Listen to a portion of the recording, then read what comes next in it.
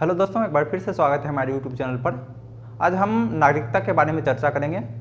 इससे पहले हमने संविधान के भाग 1 के चर्चा करते हुए हमने संघ तथा उसके राज क्षेत्र के बारे में जाने थे और संविधान का अगला लेक्चर आज जो जारी होगा वो नागरिकता से संबंधित है। और यह संविधान के भाग 2 जो क्या करता है कि अनुच्छेद 5 से लेकर 11 तक संबंधित है, यानी नागरिकता का संबंध जो है वो अनुच्छेद 5 से लेकर 11 तक है।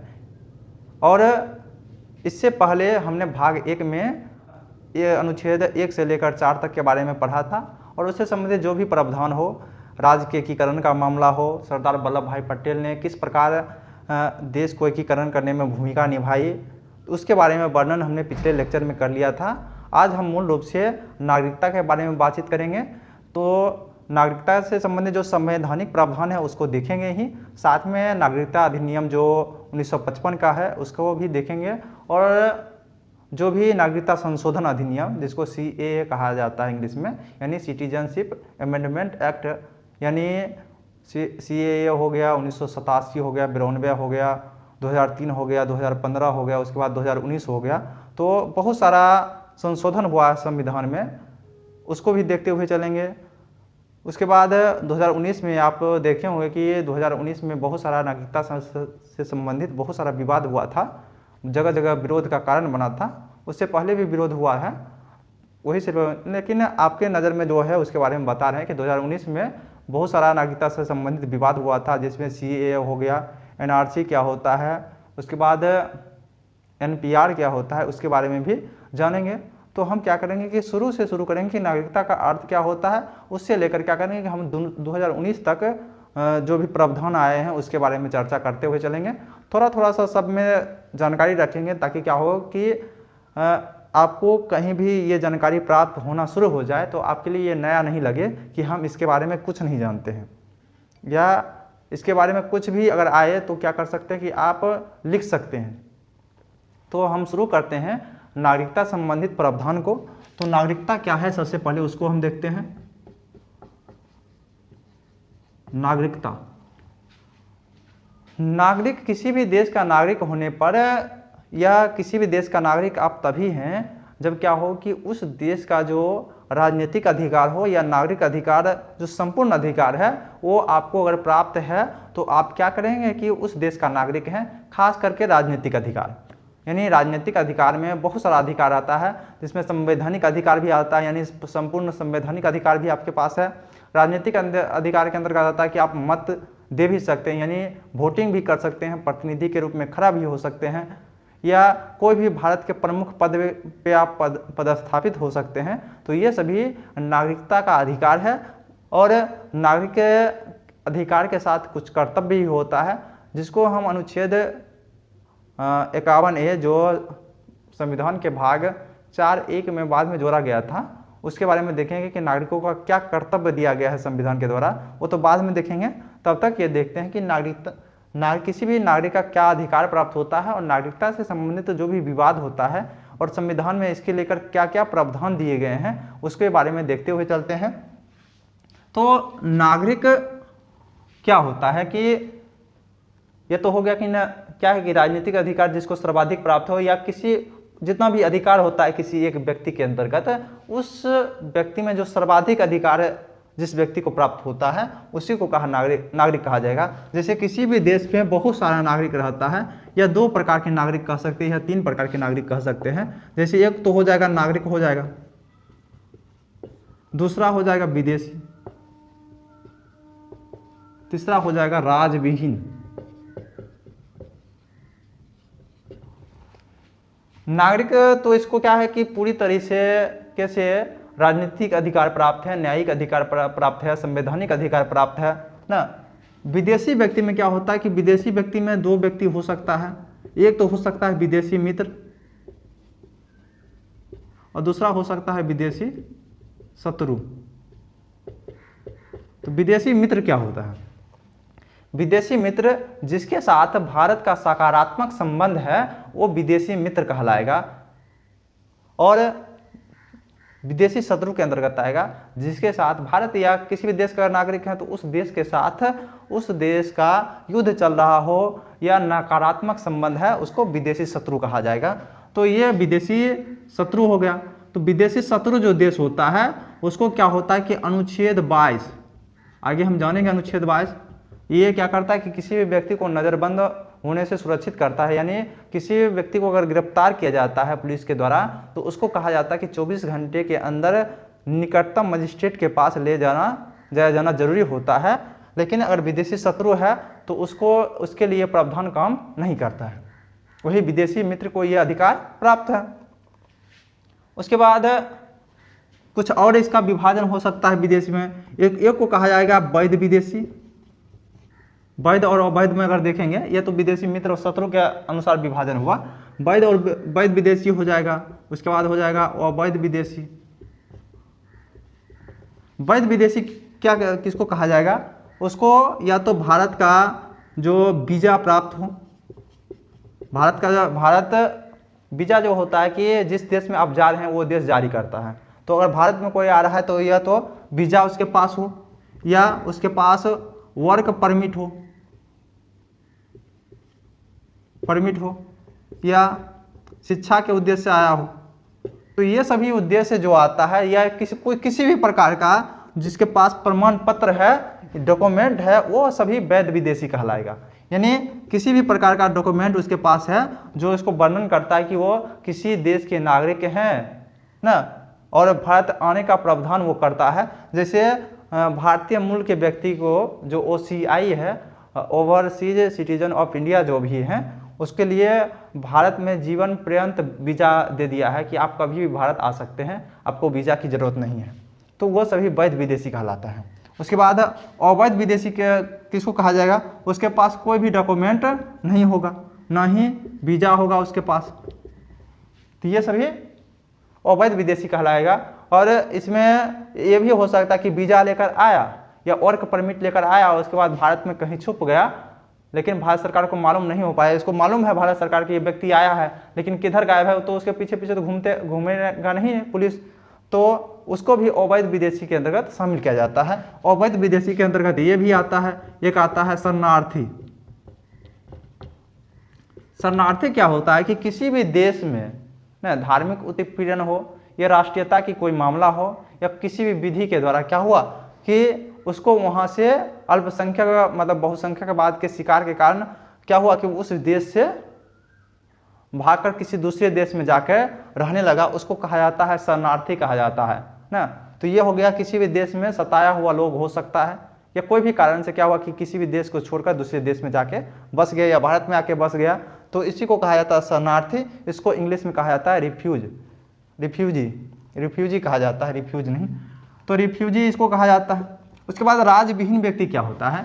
राज्यविहीन व्यक्ति ये होता है कि ये किसी भी राज्य का यानी किसी भी देश का, राज्य का अर्थ आप समझ रहे होंगे कि हम पहले लेक्चर में कुछ पहला या दूसरा लेक्चर में हम बताए थे राज्य का अर्थ क्या होता है। तो राज्य का अर्थ आप जो राजनीतिक पॉलिटी के सेंस में जो राज्य का अर्थ किसी भी देश से लगाया जाता है, राज्य का अर्थ आप जिस राज्य में रह रहे हैं, जैसे भारत का 28 राज्य हैं अभी, तो 28 राज्य के संदर्भ में नहीं लेना है। ये प्रांत वाला राज्य नहीं है, ये इस राज्य का अर्थ हुआ किसी भी देश से संबंधित है ना, किसी भी देश से संबंधित इस राज्य का अर्थ यहाँ राष्ट्र या देश लगा सकते हैं। तो राज्यविहीन यानी किसी भी देश के ये नागरिक नहीं है, या तो इसका डॉक्यूमेंट खो गया होगा ना, या स्वयं इन्होंने अपनी नागरिकता समाप्त कर दी, एक देश से समाप्त कर दी, दूसरे देश का ग्रहण नहीं किया, तो ये राज्यविहीन हो जाएगा। या किसी भी विधि के द्वारा क्या होता है कि कहीं के नागरिक को हटा दिया जाता है। जैसे 1935 में क्या हुआ था कि आप नाजीवाद पढ़ेंगे विश्व इतिहास में, नाजीवाद में क्या हिटलर के द्वारा क्या हुआ था कि जर्मनी में जो यहूदी था उसको क्या किया गया था कि वहाँ से एक विधि के द्वारा उसको नागरिकता से हटा दिया गया था। उसके बाद कुछ दिन बाद क्या कहते हैं कि श्रीलंका में ऐसा ही लहर चला, जिसमें जो भारत के तमिल क्षेत्र के व्यक्ति थे उसको क्या क्या नागरिकता से हटा दिया गया। तो उसके बाद जैसे बर्मा में हुआ, जिसको आप रोहिंग्या कहा जाता है, रोहिंग्या मुसलमान कहा जाता है, तो उसको भी वहाँ से रोहिंग्या जो शब्द आता है बर्मा के जो भी शरणार्थी हैं, बर्मा से भागकर भारत में रह रहे हैं, बांग्लादेश में रह रहे हैं, तो वो भी उसी विधि के कारण स्टेटलेस हो गया है, यानी राज्यविहीन हो गया है। उसके पास किस देश का नागरिक है उसको पता ही नहीं है। तो राज्यविहीन होने पर भी बहुत सारा दुख होता है, वो किसी भी देश में रहने के लिए नहीं दिया जाता है, उसको बहुत सारे परेशानी का सामना करना पड़ता है। उसको किसी भी देश का नागरिक नहीं होने पर आपको कहीं का वीज़ा भी नहीं ले सकते हैं। मतलब कि एक अगर आप किसी राज्य के नागरिक नहीं हैं तो आपके से बहुत सारे परेशानी झेलना पड़ेगा। अगर आप किसी राज्य के नागरिक हैं, किसी देश के नागरिक हैं, तो आपको बैठे बैठाए बहुत सारे अधिकार आपको प्राप्त हो जाता है। इसलिए नागरिकता से संबंधित इतना मतलब कि इतना उच्च स्तरीय विवाद जन्म लेता है और सब दिना नागरिकता संबंधित विवाद चलते आया है आज़ादी के समय से। उससे पहले भी नागरिकता से संबंधित विवाद आया था, लेकिन आज़ादी के बाद भारत में बहुत सारा प्रावधान आप देखेंगे कि एनआरसी सीएए क्यों लाया गया। खास करके एनआरसी करने की बात आती है तो ये आवश्यकता क्यों पड़ी, तो ये सबको भी देखना। और ख़ास करके असम के मामले में भी देखा जाता है कि सरकार प्रायः जब बीजेपी की सरकार आती है तो इसके लिए तो कुछ ज़्यादा कुछ करती है, लेकिन वही कांग्रेस की सरकार कुछ करना नहीं चाहती है। इसके पीछे क्या राज हो सकता है, क्योंकि ये बहुत सारे मतलब कि एक ऐसा विवाद हो जाता है कि किसी भी व्यक्ति को राज से निकाला देना, किसी भी देश के व्यक्ति को स्टेटलेस घोषित करने के बाद बहुत सारा दुखों का सामना करना पड़ सकता है वो व्यक्ति। आप ये समझ सकते हैं, आप अगर भारत के नागरिक हैं तो आपके लिए तो उतना बुझाएगा नहीं कि उसका दुख क्या होता होगा, लेकिन एक स्टेटलेस व्यक्ति को बहुत सारे कठिनाइयों का सामना करना पड़ता है। तो ये था नागरिकता।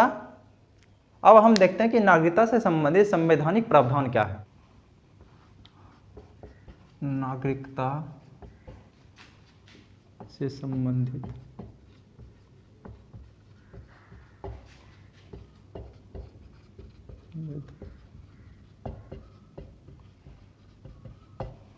अब संवैधानिक प्रावधान क्या है, हमने पहले से ही बताया है कि ये जो संविधान में भाग 2 से संबंधित है और अनुच्छेद 5 से लेकर 11 तक में नागरिकता का वर्णन किया गया है।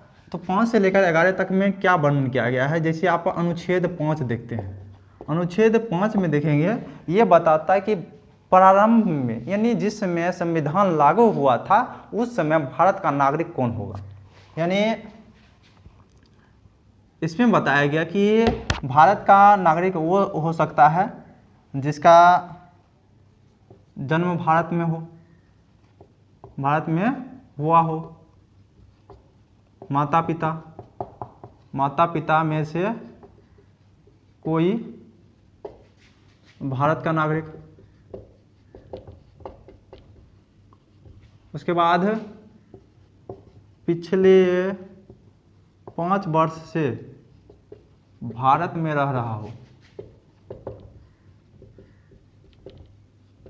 तो ये सभी को भारत का नागरिक माना जाएगा। यानी भारत में जन्मा हुआ हो या माता पिता में से कोई क्या हो, भारत का नागरिक हो, या पिछले 5 वर्षों से, जो पिछला 5 वर्ष था यानी 26 जनवरी, ये पिछला 5 वर्ष कब है, 26 जनवरी 1950। तो 26 जनवरी 1950 से पहले 5 वर्ष तक अगर भारत में रह रहा हो तो वो सब क्या हो जाएगा, भारत का नागरिक हो जाएगा। ये अनुच्छेद 5 कहता है कि प्रारंभ में यानी संविधान लागू होते समय भारत का नागरिक कौन कौन समझा जाएगा। उसके बाद अनुच्छेद 6 क्या कहता है कि इसका कहना है कि जो व्यक्ति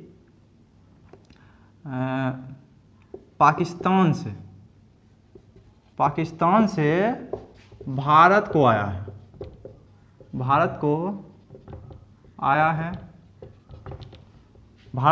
कब, दो डेट दिया गया, एक डेट दिया गया है कि अगर 19 जुलाई 1948 से पहले अगर आया है तो ये सीधे बन जाएगा, नागरिक बन जाएगा, ये सीधे नागरिक बन जाएगा। उसके बाद अगर 19 जुलाई 1948 के बाद आया है ना, बाद आया हो तो इसको रजिस्ट्रेशन कराना पड़ेगा। पहले 6 माह तक रहने के बाद रजिस्ट्रेशन द्वारा नागरिकता, हम नागरिकता लेके सीधे ये क्या होगा कि 19 जुलाई से अगर 1948 से पहले आया तो डायरेक्ट वो नागरिकता उसको मिल जाएगा, और 19 जुलाई 1948 के बाद अगर आया हो तो वो पहले 6 महीना तक क्या होगा कि 6 माह तक उसको रहने के बाद उसको रजिस्ट्रेशन कराना, रजिस्ट्रेशन के द्वारा उसको नागरिकता प्रदान की जाएगी ना। पूरा लिखना है तो पूरा लिख लीजिए, प्रदान की जाएगी। तो ये अनुच्छेद क्या करता है, अनुच्छेद 6 ये बात कहता है। उसके बाद अनुच्छेद 7 क्या कहता है, अनुच्छेद 7 कहता है कि जो व्यक्ति भारत से पाकिस्तान गया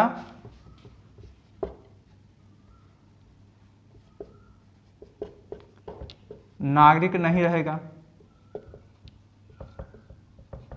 पहला हम क्या कहा कि जो व्यक्ति भारत से पाकिस्तान गया वो नागरिक नहीं रहेगा। उसके बाद कहा गया कि भारत से पाकिस्तान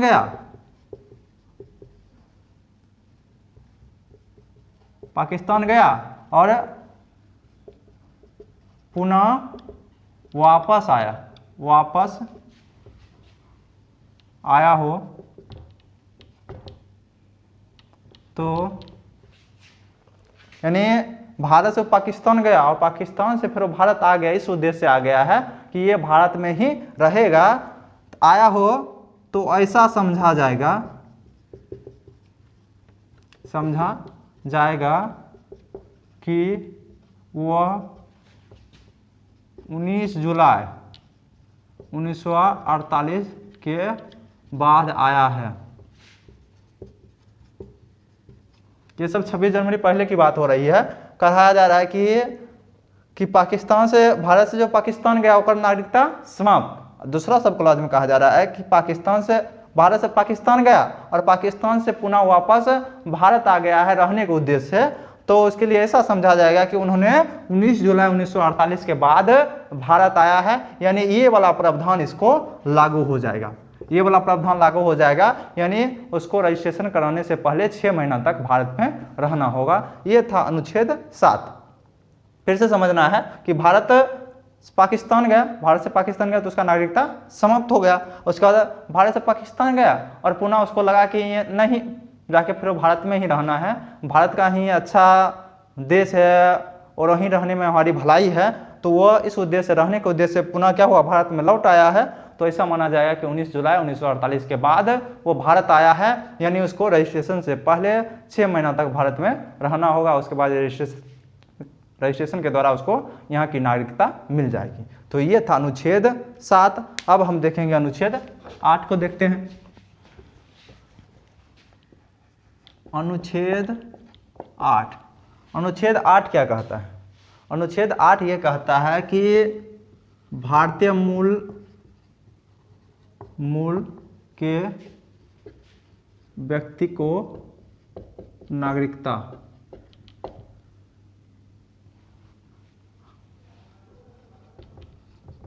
इसमें कहा जा रहा है कि अनुच्छेद 8 में कि संवैधानिक प्रावधान अगर देखना हो तो इसमें बहुत सारा लिखा हुआ है कि ऐसे व्यक्ति जिसके माता पिता या क्या कह सकते हैं कि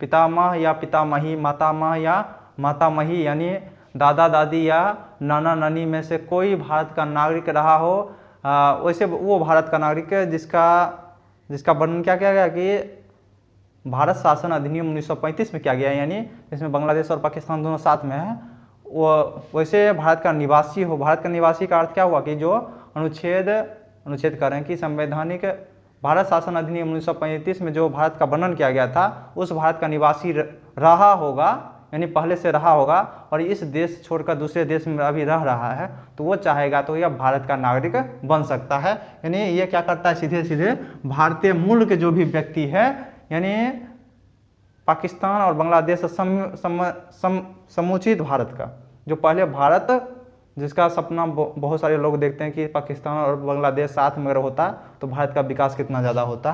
तो उसी भारत के बारे में कहा जाता था कि उसी मूल के जो भी व्यक्ति हैं, 1985 तक ये प्रावधान है, 26 जनवरी 1985 तक ये माना जा रहा है, उसके बाद ये माना नहीं जाएगा। तो ये कह रहा है कि भारतीय मूल के व्यक्ति को वो चाहता है तो उसको नागरिकता मिलेगी। कैसे नागरिकता मिलेगी? तो संबंधित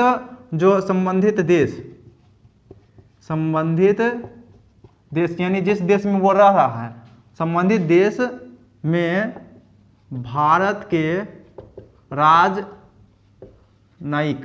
राजनयिक मतलब क्या होता है कि यहाँ से फॉरेन सर्विस के लिए भेजा जाता है कुछ अधिकारी को, सभी देश में रहता है, राजदूत जो रहता है, उस राजदूत में जाकर आप क्या कर सकते हैं कि नागरिकता का रजिस्ट्रेशन करा सकते हैं।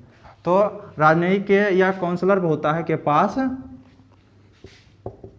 रजिस्ट्रेशन करा सकते हैं, तो ये प्रावधान कर दिया है कि वहाँ जाके आप जो देश के काउंसलर है, काउंसलिंग जो हुआ होता है, उसके पास जाकर आप क्या कर सकते हैं, रजिस्ट्रेशन के द्वारा आप क्या कर सकते हैं, नागरिकता प्राप्त कर सकते हैं। ये अनुच्छेद 8 में दिया गया है। उसके बाद अनुच्छेद आता है अनुच्छेद 9।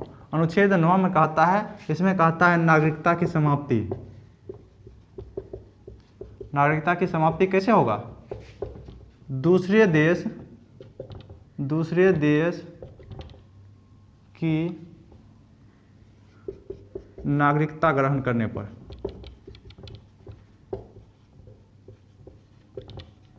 यानी आप दूसरे देश की नागरिकता अगर ग्रहण कर लेते हैं तो क्या हो जाएगा, आपकी नागरिकता समाप्त हो जाएगी। यह संविधान के प्रारंभ में ये सब प्रावधान किया गया है, जिस समय संविधान प्रारंभ हुआ था। उसके बाद नागरिकता संबंधित समाप्ति कैसे होता है, उसके बारे में आगे प्रावधान हम देखेंगे कि नागरिकता की समाप्ति कैसे होता है।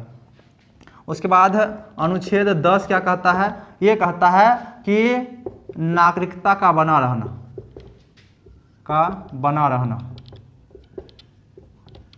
यानी कि जिस व्यक्ति को नागरिक है, यानी नागरिकता यहाँ के देश के प्राप्त है, वो हमेशा नागरिक बना रहेगा जब तक वो किसी भी विचार का, कभी हो सकता है कि कोई विचार ऐसा दिया गया है जो संविधान का अनादर हो गया, बहुत ज़्यादा प्रक्रिया होता है नागरिकता समाप्ति, ऐसी नहीं होता है, या किसी विधि के द्वारा हो सकता है नागरिकता समाप्त कर दिया जाएगा।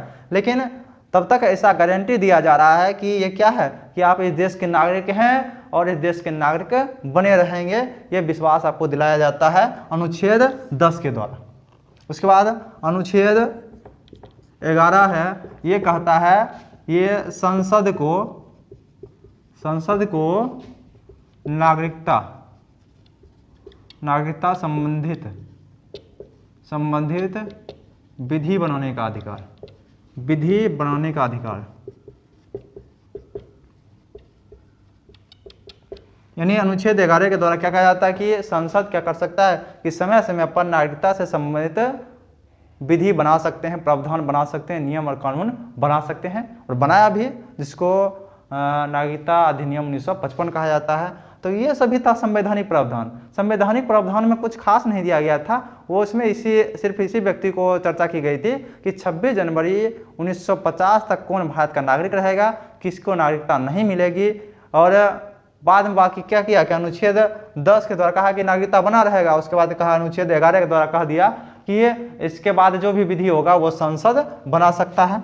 यानी संसद मतलब समझते हैं कि देश का जो विधायिका है, अब समझ रहे हैं कि विधि बनाने का अधिकार संसद को देश स्तर पर जो, और नागरिकता जो है वो संघ सूची का विषय है, और अगर देश अगर बना देता है, जैसे 2019 में ऐसा विवाद आया कि बहुत सारा राज्य कह रहा था कि हम अपने राज्य में लागू होने नहीं देंगे एनआरसी को, सीएए को लागू होने नहीं देंगे। तो ये सब बेवकूफ़ी है, जनता को बेवकूफ़ बनाया जाता है। ऐसे जो नागरिकता है वो केंद्र संबंधित क्या है, यानी संघ सूची का विषय है, यानी संघ इस पर अगर कानून बना दिया तो सभी राज्य में लागू होगा। जब तक क्या कर सकता है उस विधि में अन्यथा ये राज्य नहीं लिखा जाए, अगर अन्यथा राज्य लिखा जाएगा तभी क्या होगा कि वो विधि लागू नहीं होगा, अन्यथा क्या होगा कि पूरे देश पर वो विधि लागू होगा। लेकिन जनता को बेवकूफ़ बनाने के लिए कहा जाता है कि हमारे राज्य में लागू होने नहीं देंगे, ये होने नहीं देंगे। तो ये जान लीजिए, आप पढ़ेंगे अनुसूची, जब हम पढ़ेंगे अनुसूची 7 में चर्चा किया गया है, संघ सूची, समवर्ती सूची हो गया, राज्य सूची हो गया। तो इसमें जो संघ सूची का जो विषय होता है उसमें सिर्फ संघ ही बना सकता है, केंद्र ही उस पर कानून बना सकता है। राज्य सूची का विषय पर राज्य ही कानून बना सकता है, समवर्ती सूची पर दोनों कानून बना सकता है। अगर टकराव होगा तो केंद्र का जो विधि बनेगा वो सर्वमान्य होगा। तो नागरिकता जो है वो संघ सूची का विषय है, इसलिए इस पर अगर देश कानून बना दिया है तो वो सभी राज्य पे लागू होगा जब तक अन्यथा उपेक्षित उस पर ना हो। तो ये था नागरिकता से संबंधित संवैधानिक प्रावधान। अब हम देखते हैं कि नागरिकता प्राप्त कैसे की जाती है।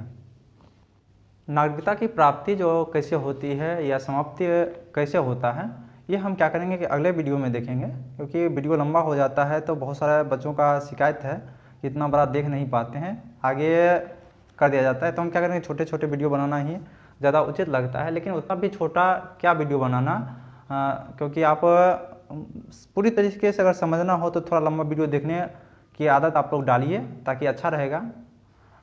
तो इसलिए हम क्या करेंगे कि हम जो नागरिकता के अर्जन संबंधित प्रावधान है या समाप्ति संबंधित प्रावधान है वो हम अगले वीडियो में देखेंगे। अभी हम भारत में नागरिकता का स्वरूप देख लेते हैं तब तक, यानी नागरिकता का स्वरूप। भारत में नागरिकता का स्वरूप जो है वो एकल है। एकल का अर्थ होता है कि यहाँ सिर्फ नागरिक जो है सिर्फ देश का नागरिक है। तो आप ऐसा कहिएगा कि कहीं और विदेशों का नागरिक होता है, नहीं, विदेश का नागरिक नहीं होता है। देश के अंतर्गत जैसे अमेरिका में है कि आप तो जो अमेरिका के वासी हैं तो अमेरिका का नागरिक है ही, लेकिन अमेरिका के अंतर्गत जितना भी राज्य है उस राज्य का भी वो नागरिक होता है।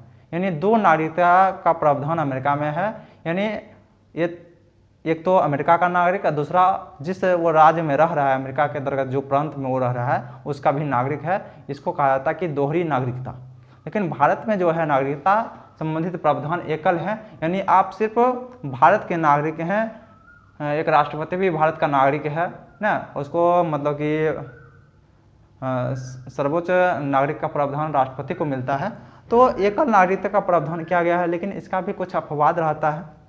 अपवाद का अर्थ होता है कि देश के अंतर्गत ही कुछ नागरिकों में विभेद किया जाता है और कुछ नागरिकों के क्या होता है कि विशेषाधिकार प्रदान की जाती है। आगे हम अनुच्छेद पढ़ेंगे जिसमें आरक्षण की बात की जाती है। तो नागरिकता का अपवाद अनुच्छेद 15 हो गया, 16 हो गया, उसके बाद अनुच्छेद 19 के 5 का प्रावधान हो गया। तो अनुच्छेद 15 कहता है कि किसी भी व्यक्ति के साथ धर्म, मूल, वंश, जन्म, लिंग या जन्म स्थान के आधार पर विभेद नहीं किया जाएगा। लेकिन विभेद किया जाता है कि किसी भी राज्य का नागरिक, ऐसा मान्यता दिया गया है आगे के प्रावधान में कि कोई भी राज्य है ना, जैसे आप बिहार राज्य के निवासी हैं तो आपको बिहार राज्य के अंतर्गत कुछ बिहार राज्य के निवासी होने के नाते आपको कुछ विशेष छूट मिल जाएगी। नौकरी में हो सकता है या विद्यालय में एडमिशन को लेकर हो सकता है। अनुच्छेद 16 में मतलब कि इसमें नौकरी की बात जो भी आरक्षण होता है वो अनुच्छेद 16 से संबंधित है, यानी लोक नियोजन में ये समता की बात करता है। लेकिन इसके कुछ अन्य प्रावधान जो हैं उसमें विभेद भी किया जाता है, जिसमें क्या कहा जाता है कि दो ही नागरिक के बीच दिया जाता है कि कुछ नागरिकों को विशेष प्रावधान के द्वारा उसको ऊंचा उठाया जाता है कि इसको विशेष प्रावधान मिल जाए। तो इसमें दोहरी नागरिकता कैसे हुई? तो जैसे दो राज्य हैं, एक देश के अंतर्गत दो राज्य हैं, तो ये तो हो सकता है कि भारत है और ये दोनों राज्य है इसका, तो ये अपने लिए प्रावधान कर दिया कि इस राज्य का जो भी निवासी है उसको हम विशेष नौकरी में कुछ छूट देंगे। जैसे तेलंगाना के लिए लागू है, आंध्र प्रदेश के लिए लागू, यह प्रावधान लागू है कि उसके राज्य के सर्विस में दूसरे राज्य को ज़्यादा प्रावधान नहीं दिया जाएगा, मतलब कि उस राज्य के व्यक्ति को ज़्यादा उसमें आरक्षण दिया जाएगा। तो यहाँ दोहरी नागरिकता की बात आ जाती है, जो क्या है, एकल नागरिकता के स्वरूप का अपवाद है। उसके बाद अनुच्छेद 5 कैसे क्या 19 का 5 जो है, जैसे 19 में बताया जाता है, 19 के ये जो प्रावधान है एक का बहुत सारा उपवाक दिया गया है, उसमें एक उपवाक यही दिया गया है कि किसी भी व्यक्ति को कहीं भी संचरण करने का अधिकार है।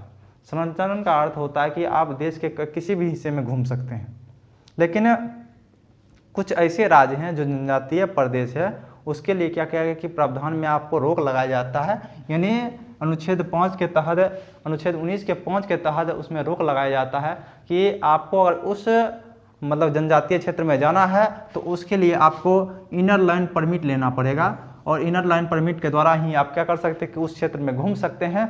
और साथ में ये भी मतलब कि इसको क्या किया कि जनजातीय समाज के संस्कृति को सहेजने की दृष्टि से ऐसी व्यवस्था किया गया है। और आगे हम पढ़ेंगे, जब हम मूल अधिकार पढ़ेंगे तो इसके बारे में मतलब कि विशेष जिक्र करते हुए पढ़ेंगे कि कैसे जो मूल अधिकार है एक हाथ से दिया जाता है, दूसरे हाथ से ले लिया जाता है। यही सब प्रावधान है, ये सब जो अपवाद बता रही है, यही सब प्रावधान क्या बताता है कि ये एक हाथ से मूल अधिकार दिया जा रहा है, दूसरे हाथ से ले लिया जा रहा है। कुछ समय पहले यूपीएससी का प्रश्न था कि यूपीएससी या कोई स्टेट पीसीएस का प्रश्न था कि बताइए कि मूल अधिकार कैसे एक हाथ से दिया जाता है और दूसरे हाथ से ले लिया जाता है, वो सब यही प्रावधान के द्वारा होता है। तो ये सभी जो है एकल नागरिकता का अपवाद है। इसमें क्या होता है कि भारत के अंतर्गत ही दो नागरिकों में विभेद करके उसको विशेषाधिकार मिल जाता है, जो क्या है एकल नागरिकता का अपवाद है, यानी समानता का अभाव देखने को मिलता है। तो ये सभी क्यों होता है, कैसे होता है, ये बहुत सारा प्रश्न उठता है। तो ये सभी क्या है कि ये सभी मूल अधिकार का विषय हमको मतलब कि इसके बाद अगला जो है भाग 3 हम पढ़ेंगे जो मूल अधिकार से संबंधित है। वो जैसे ही पढ़ेंगे उसके बारे में एक एक अनुच्छेद करके जैसे ही पढ़ेंगे तो आप विशेष जानकारी इसका ले पाएंगे। अभी थोड़ा थोड़ा सा एक झलक देखते हुए चलिए। तो ये था भारत में नागरिकता का स्वरूप। अपवाद भी आपके बारे में बता सकते हैं। नागरिकता में अमेरिका में दोहरी नागरिकता का प्रावधान है। तो आज के लिए बस इतना ही हम देखेंगे। अगले हम वीडियो में क्या करेंगे, कोशिश करेंगे कल या परसों में जो भी वीडियो हो तो जल्दी लेकर आएंगे। उस वीडियो में आपको नागरिकता कैसे प्राप्त की जाती है, नागरिकता का समाप्ति कैसे होता है, उसके बाद जो भी CAA है, ऐसे नागरिकता मतलब कि प्राप्ति और समाप्ति जो है वो जो है नागरिकता अधिनियम 1955 है। उसके बाद जो भी नागरिकता में संशोधन हुआ वो 1987 में हुआ हो, 92 में हुआ हो, 2003 में हुआ हो, 13 में हुआ हो, उसके बाद 15 में, 19 में, ये सब में हुआ है। तो इस सब के बारे में भी जानकारी प्राप्त करेंगे। जो भी झगड़ा हुआ उसके बाद NRC किया है, उसके बाद NPR किया है, उसके बारे में भी जानेंगे। तो आप जानने के लिए अगले वीडियो का इंतजार करिए। तब तक के लिए धन्यवाद।